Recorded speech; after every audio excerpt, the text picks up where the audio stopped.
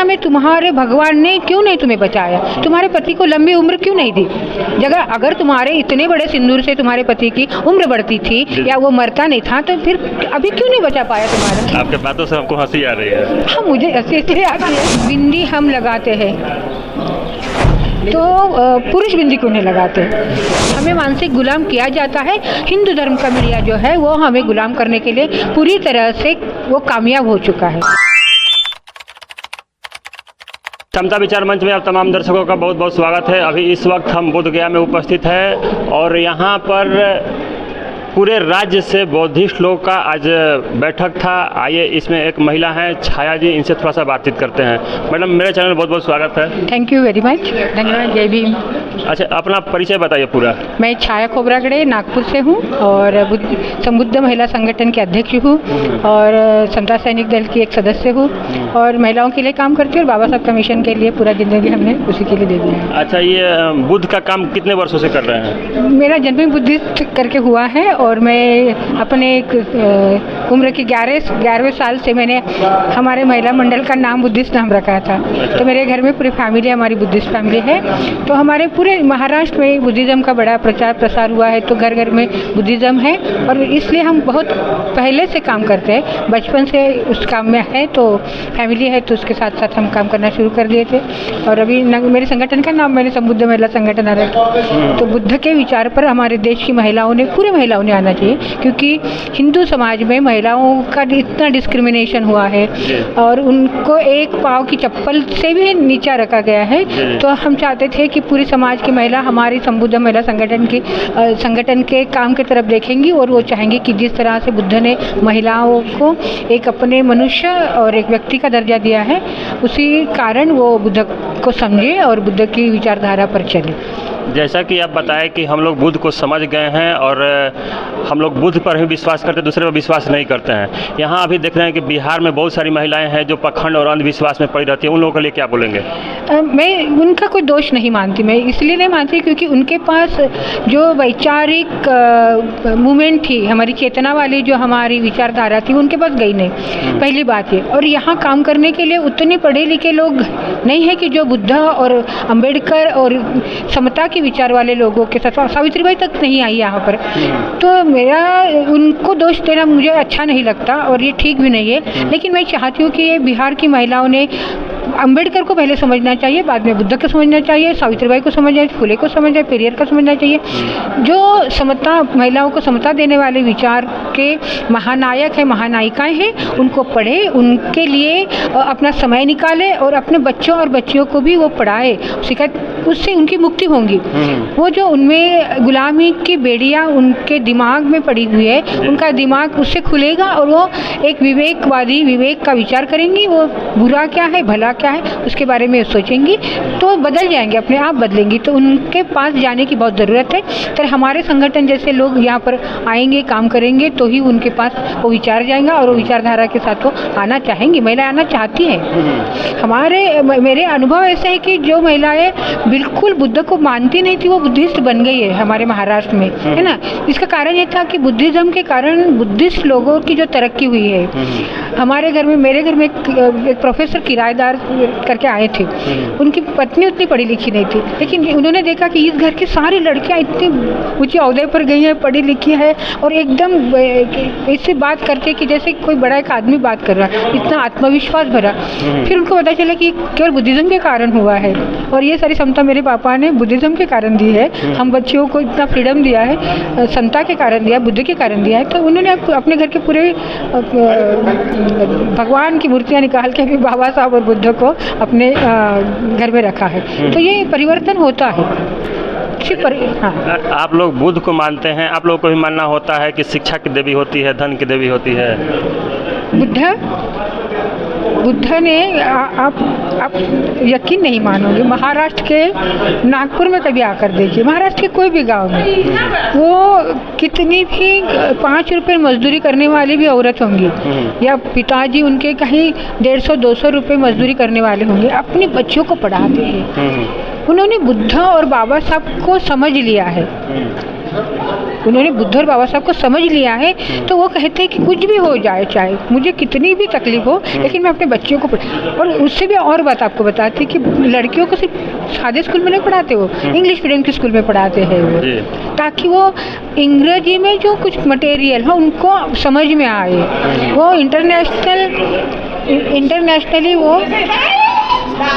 Internationally वो पहुँचे। हमारी गांव की बच्चियाँ यूरोप पढ़ने गई हैं, हमारी गांव की बेटियाँ अलग अलग राज्यों में पढ़ने गई है, सेंट्रल यूनिवर्सिटी। तो वो क्यों गई है? मतलब बुद्धिस्ट लड़कियाँ महाराष्ट्र की इतनी विदेशों में पढ़ने के लिए कैसे गई है? इसका कारण बुद्धिज़्म है। डॉक्टर अंबेडकर ने 1956 में जो बुद्धिज़्म हमको दिया है, उस बुद्धिज़्म को घर घर में उसका पाठ होता है, बुद्ध को पढ़ा जाता है, बुद्ध के विचारों को अपने घरों में उसका पालन होता है। तो इसी के कारण उनका विवेक जागृत होता है और वो अच्छी पढ़ाई की तरफ ध्यान देते हैं, उन्हें अच्छी शिक्षा मिली है और उसी के कारण वो अपनी तरक्की कर रहे हैं और लोगों को भी वो तरक्की के रास्ते पर ले आए हैं। अच्छा, एक चीज़ और पूछना चाहेंगे मैडम, देखते हैं कि बहुत सारी महिलाएं होती हैं, देखते हैं कि बहुत सजती संवरती हैं और हम देख रहे हैं कि आप ना हाथ में कुछ लगाए हुए हैं, ना गले में लगाए हुए हैं, ना कान नाक में लगाए हुए हैं। इस विषय में क्या कहेंगे? देखिए, ये सबसे पहले तो महिलाओं, मैं केवल बुद्धिस्ट हूँ इसलिए मैं एक महिलावादी भी कार्य करता हूँ, मैं फेमिनिस्ट हूँ। तो हमारा कहना था कि बिंदी हम लगाते हैं तो पुरुष बिंदी क्यों नहीं लगाते? हमें कहा जाता है कि महिला का श्रृंगार है। हाँ, देखिए ना, तो पुरुष का श्रृंगार क्या है फिर?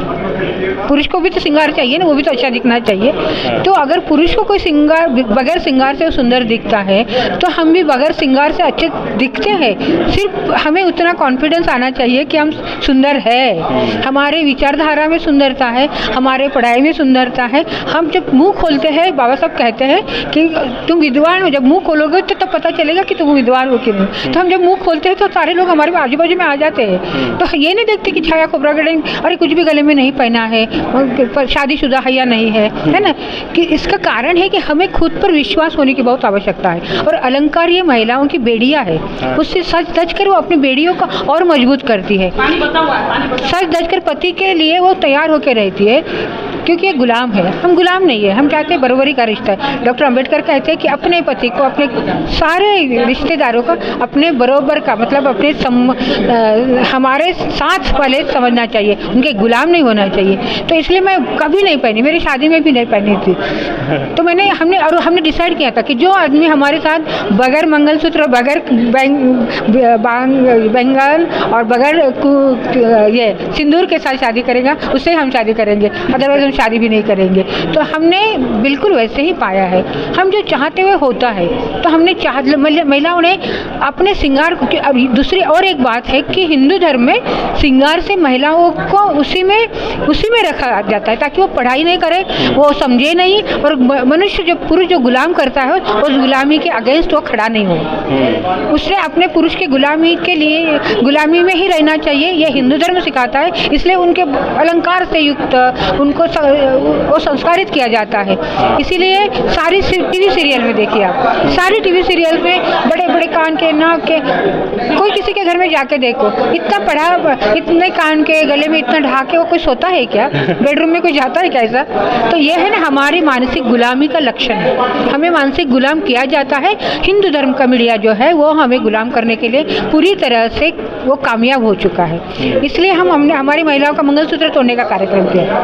हमने बिहारों में जा के महिलाओं को बोला कि मंगलसूत्र तुम काला मैंने क्यों पहनेंगे हम लोग, तो वो तोड़ने का भी हमने बहुत काम किया है। तो हमारे महाराष्ट्र में, नागपुर में तो महिला मंगलसूत्र नहीं पहनती। इधर के महिलाओं को मानना है कि जो मांग में जितना ही बड़ा सिंदूर लगाती है, उसके सुहाग का लंबा उतना ही उम्र होता है। ऐसा क्या बताए? आपको बताओ, ये जो कल या परसों वट सावित्री हुई ना, कि वो अपने पति को जन्म देती है, वो सावित्री है ना।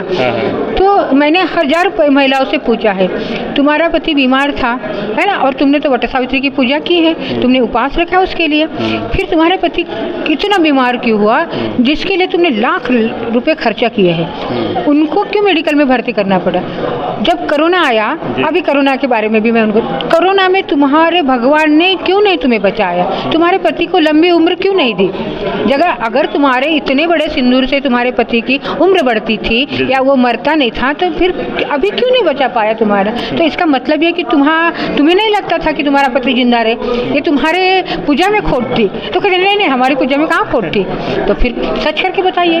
हमारे मराठी में कहावत है, बाप दाखव नहीं तो श्राद्ध कर, मतलब अपना बाप है तो ये सिद्ध करो, नहीं तो उसका श्राद्ध करो कि वो मरा हुआ है। तो यही है। तो इसीलिए ये हिंदू धर्म में जितने कुरिवाज है ना, मनुस्मृति को पढ़ना चाहिए, महिलाओं के सामने मनुस्मृति का पारायण होना चाहिए। और मनु ने जो समझाया है ना ब्राह्मण, उसी को लेकर महिलाओं को बुद्ध बनाने का काम करे। और जब तक महिला पढ़ती नहीं है, बुद्ध को समझती नहीं, अम्बेडकर को समझती नहीं, पेरियार को समझती नहीं, सावित्रीबाई को समझती नहीं, वो सारे कर्म कांडों में फंसी रहेंगी और वो अपना खुद का विकास नहीं करेंगी और अपने बच्चों का भी विकास नहीं कर पाएंगे। आप कभी करवा चौथ या तीज किए हैं कि नहीं? नहीं जी, हमने तो मंगलसूत्र ही नहीं पहने। अच्छा, आपके बच्चे लोग कितने हैं? मेरा एक बेटा है, वो मैं सिंगल मदर हूँ और न्यूयॉर्क यूनिवर्सिटी में पढ़ा है मेरा बेटा। जैसा कि इधर बताते हैं लोग कि बच्चों को लंबा उम्र के लिए जूतिया का पर्व कर रहे हैं लोग इधर। अभी देखिए यार, हमारे महाराष्ट्र के बौद्ध संस्कृति ने कभी कोई संस्कार नहीं किया, लेकिन कल नागपुर के हर घर में जाओगे ना, तो कोई घर में बच्चा इंजीनियर है या लड़की डॉक्टर है, लड़का डॉक्टर है, इंजीनियर है, कोई MA MPhil पढ़ा हुआ है, लेक्चरर है, वकील है, विदेश मेरे घर के आजू बाजू में 10-15 लड़के जो है विदेश पढ़ने के लिए चले गए। अभी उनके लिए तो हमने कभी व्रत नहीं रखा था, सिर्फ हमने कष्ट किए हैं, बहुत कष्ट किए उनके लिए, उनके फीस के लिए पैसे दिए हैं, उनकी किताबों के लिए पैसे दिए हैं और उनका खान पान अच्छा रखे। तो ये बहुत बड़े बड़े अहदे पर चले गए हैं हमारे बच्चे, है ना। तो उनकी उम्र तो ऐसे ही बढ़ेगी, अच्छा खाना खाएंगे, बीमार नहीं पड़ेंगे, तो उम्र अपने आप ही बढ़ जाएगी उनकी। आपका मानना है कि जो इधर बिहार की औरतें अधिकांश तो पखंड और अंधविश्वास में पड़ी रहती है, वो लोग को नहीं पढ़ना चाहिए? बिल्कुल नहीं। उन्होंने सही में, मैं आपको बताती, ये पाखंड वाला जो है ना, निडर होकर, उनको डर है कि मैंने अगर सिंदूर नहीं पहन लगाए तो मेरा पति मर जाएगा, मैंने वो चप्पल वाली पूजा नहीं की तो मेरा बेटा मर जाएगा, है ना, और मेरे नाम पर ये आएगा, कलंक आएगा कि ये देखो इसने नहीं किया इसलिए इसके कारण इसका पति मर गया, और फिर घर के लोग उसको घर के बाहर कर देंगे।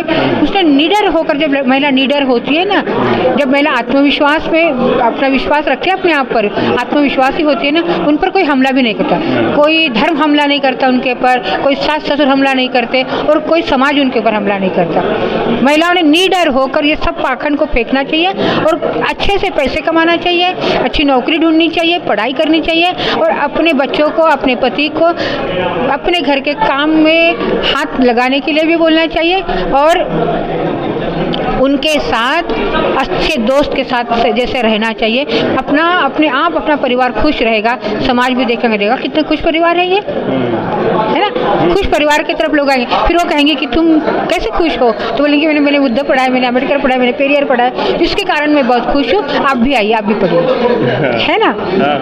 और ये सारे पाखंड को फेंक देना चाहिए, कोई पाखंड सच्चा नहीं है। सारी हिंदू धर्म की फिलॉसफी एकदम झूठे विश्वासों पर और झूठे इस पर रची हुई है और वो झूठ को जब तक हम फेंक नहीं देते, हम खुश नहीं होंगे और हमारी तरक्की नहीं होगी। अच्छा मैडम, हम एक बात और पूछना चाहेंगे, जैसे कि हम लोग अपने चैनलों से ऐसा कुछ दिखाना चाहते हैं जिससे कि महिलाएं पाखंड और अंधविश्वास से दूर होके, तो बहुत सारी महिलाएं हम लोग को गाली देती है कि हम लोग अपना परंपरा को निभाते आ रहे हैं और आप इसका विरोध कर रहे हैं, इस विषय में क्या कहेंगे? देखिए 1956 में डॉक्टर अम्बेडकर ने नागपुर की दीक्षा भूमि उस पर धर्मांतर का ऐलान किया था।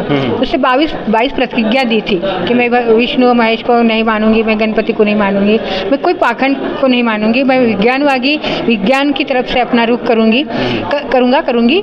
तो तुरंत वहाँ की महिला तो तब पढ़ी लिखी नहीं थी, तुरंत जैसे ही दीक्षा समारोह से दीक्षा ली उन्होंने, बाहर निकली महिलाएं तो अपने पाखंड वाली जो काली गाटी थी ना, मंगलसूत्र था, वो वही तोड़ के फेंक कर आई थी महिलाएं। अब देखो तब भी हमारे महाराष्ट्र में भी एक परंपरा थी कि जब महिला अपने उसका मंगलसूत्र टूटता है तो उसने खाना नहीं खाना चाहिए, पानी नहीं पीना चाहिए। तो वो क्या, ये नहीं होना चाहिए। तो क्यों नहीं होना चाहिए? क्योंकि अगर उनका मंगलसूत्र टूटता है और खाना खाती है तो उसका पति मर जाएगा।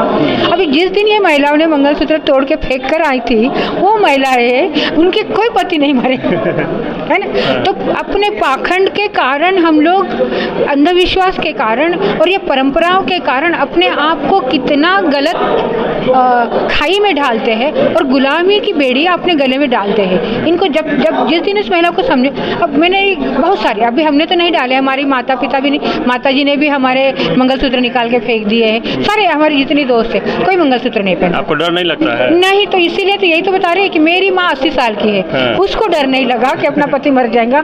हमारे घर की सारी महिलाएं, उनको कभी नहीं डर लगा। तो मेरे पिताजी 82 साल तक जिंदा रहे थे।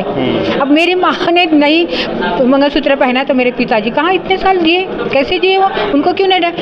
डर हमारे ब्रेन में, हमारे मेंदु में, हमारे मस्तिष्क में डाला जाता है। क्योंकि हमारे मस्तिष्क में ब्राह्मणवादी विचारधारा जो है ना, ब्राह्मणी व्यवस्था हमारे दिमाग में ये बातें डालते हैं और हमें डरा देते हैं ताकि हम उनके गुलाम बने रहे।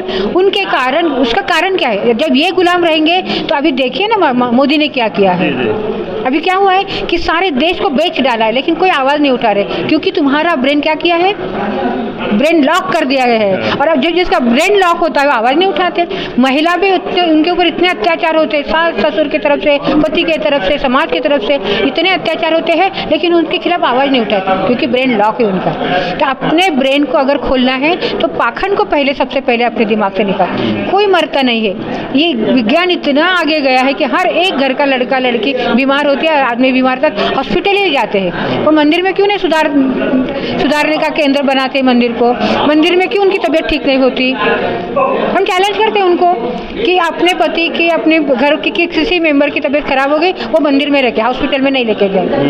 अगर तुम्हारा भगवान सत्य है, तुम्हारी परंपरा सत्य है, तुम्हारा पाखंड सत्य है, तो तुमने अपने पति को, अपने घर के सारे मेंबर को हॉस्पिटल नहीं लेके जाना चाहिए। बिना पढ़ाए, बिना कष्ट किए तुमको संपत्ति तुम्हारे घर में आनी चाहिए और आराम से तुमने खाना खाना चाहिए, है ना। कोई काम नहीं करेंगे तो कष्ट तो करते हैं आप लोग, हॉस्पिटल तो लेके ही जाते हैं। फिर पाखंड का मतलब क्या है? पाखंड तुम्हारे दिमाग को पूरा कुदेर देते हैं और तुम्हारे दिमाग को खराब करते हैं, इसलिए पाखंड को छोड़िए आप। लोग स्वर्ग और नरक की बात करते हैं। अब देखो, मैंने तो नहीं देखा स्वर्ग और नरक, और आपने भी नहीं देखा होगा। अब ये जो मरते हैं ना, सती प्रथा पता है ना? है ना कि आदमी मर जाता है तो जिंदे महिलाओं को उसके चिता पर रख देते हैं। अगर नहीं जाएंगी तो उसका पति को स्वर्ग नहीं मिलेगा। अभी वो प्रथा बंद हो गई है। तो कितने पति को स्वर्ग मिला है और कितनी पत्नियों को नरक मिला है? अभी जाना चाहिए ना। आपके बातों से हमको हंसी आ रही है। हाँ, मुझे हंसी इसलिए आती है क्योंकि हम इनके इतने थोड़ा भी तर्क नहीं लगाते। तो हमारे बुद्ध ने तर्क सिखाया है। जो बुद्धिस्ट होते हैं ना, वो तर्क सीखते हैं। हमने तर्क के शक्ति से ही हम अपने अपोजिट लोगों को, हमारे ऊपर जिन्होंने गुलामी ला दी है ना, उनको चुप करा सकते हैं। तो इसलिए तर्क शास्त्र पढ़ने की ज़रूरत नहीं होती, अपने दिमाग के सोचने की ज़रूरत होती है। दिमाग से अगर महिला सोचेंगी ना, तर्क लगाएंगी, तो बराबर वो गुलामी से मुक्त हो जाएंगी। मैं बिहार की महिलाओं को, मैं अपने तहे दिल से उनका स्वागत भी करती हूँ और मैं उनको रिक्वेस्ट करती हूँ, उनको प्रार्थना करती हूँ कि ये पाखंड के पीछे मत जाइए। आप अगर पाखंड में जाएंगी तो आपकी ज़िंदगी नर्क में जाएंगी। पाखंड छोड़ेंगी तो आपकी ज़िंदगी, मैंने तो स्वर्ग नहीं देखा और मैं वो कंसेप्ट को मानती नहीं, लेकिन आपकी ज़िंदगी बड़ी खुशहाल होंगी। आप शांति से जिएंगी और शांति से आपका अंत भी शांति से होगा। आपका पूरा परिवार शांति से जिएगा और आपकी बड़ी तरक्की होंगी। आपने तर्क, आपके बिहार में बुद्ध है और आप इतने गरीब सरकार है, और जिन्होंने बहुत देर से 2-2,500 साल के बाद महाराष्ट्र के महार लोगों ने बुद्धों को स्वीकारा है, वो इनके पास पैसे की कोई कमी नहीं है। इतने अच्छी तरक्की उन्होंने की है कि आज सारे दुनिया के लोग उनको देखने के लिए आते हैं कि इतनी गुलामी, इतनी बेबसी के बाद ये लोग इतनी तरक्की कैसे कर पाए। तो महाराष्ट्र ने बुद्धों को स्वीकारा है, अम्बेडकर को स्वीकारा है, इसलिए इनकी तरक्की हो गई है। चलिए, बहुत बहुत धन्यवाद। आप लोग को भी बहुत शुभेच्छा देती हूँ मैं, और आपका चैनल बहुत आगे बढ़े, इसके लिए मेरी तरफ से और मेरी संगठन की तरफ से बहुत बहुत शुभेच्छा है। अभी जैसा कि आप लोगों ने छाया बौद्ध की बात को सुने, इनका तर्कवादी बात और विज्ञानवादी बात आप लोगों को भी अच्छा लगे और ऐसा वीडियो आप लोग देखना चाहते हैं तो हमारे चैनल पर जितना भी वीडियो जा रहा है सभी को लाइक करें, कमेंट करें, शेयर करें और साथ ही साथ हमारे चैनल को भी सब्सक्राइब करें। बहुत बहुत धन्यवाद।